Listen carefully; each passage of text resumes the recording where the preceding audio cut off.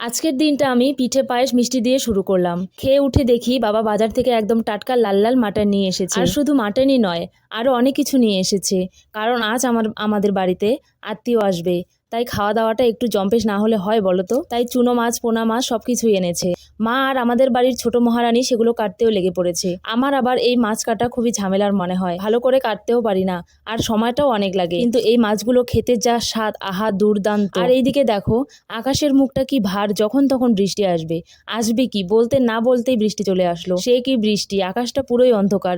কিন্তু কি আর করা যাবে, রান্না বান্না তো করতেই হবে। কাকিমা উনুনে রান্না করছে মাটন, আর মামি রান্না করছে মাছের ঝোল। মামি আমার ক্যামেরা দেখে মুখ ঘুরিয়ে নিয়েছে আর বলছে এমন অবস্থায় ক্যামেরার সামনে আসা যাবে না, পরে আমি সেজে আসবো। কিন্তু আমিও তো ছাড়ার পাত্রী না।